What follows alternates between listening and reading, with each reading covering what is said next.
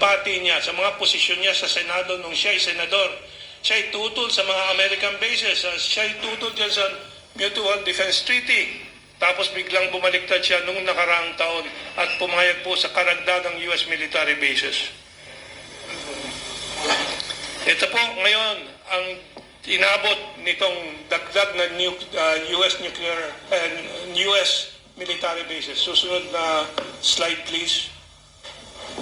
Ito po, importante, tandaan po ninyo, nagpasok ang mga Amerikano ng Typhoon missile system, Typhoon missile launchers.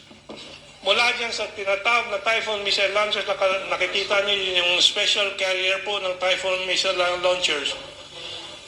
Yan ang pwedeng mag-launch, magpalipad po ng sari-saring klaseng mga missiles mula sa Pilipinas. Saan po naka-asinta po yan? Siyempre ang tingin ng China sa kanila naka-asinta. Siyempre ang tingin ng Russia sa kanila naka-asinta. Saan sila gaganti? Hindi sa Amerika lang. Unang gagantihan nila yung mga base militar ng Amerikano dito. Kaya ubos kaagad tayo bago ang Amerika. Pero pumapayag si Bongbong Marcos na ilagay po rito. Alam ba ninyo yung peligro niyan? Karamihan sa inyo hindi siguro alam ang kalaliman ng problemang ito kasi hindi po kayo ini-inform ng malalaking media. Kaya po tayo nandito. Kaya kami umaasa sa inyo na makwento po ninyo ito. Pasensya na po kung babanggitin ko yung mga popular na pinakikinggan ng marami sa inyo. GMA7, manloloko po yan pagdating sa mga issue na to. ABS-CBN, manloloko po yan pagdating sa mga issue na to.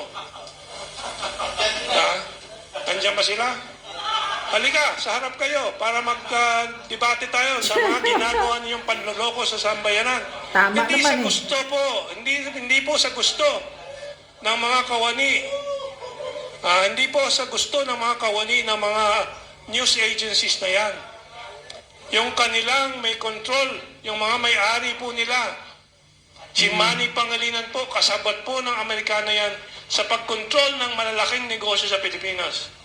Papaliwanag ko, ang isang negosyo po na niloloko araw-araw, buwan-buwan, ilang dekada na po ang Pilipino. Kuryente, Meralco, si Manny Pangilinan ang may-ari po niyan, sa ngalan lang po. Kasi ang may control po niyan, Salim Group, International Finance Group, na konektado sa Amerikano po. So, very complicated ang sitwasyon ng Pilipinas na isang magagaling, isang bansa na napakaraming magagaling na ini-empleo po sa buong mundo pero hindi mapaunlad ng sariling bansa kasi kontrolado tayo ng mga manluloko.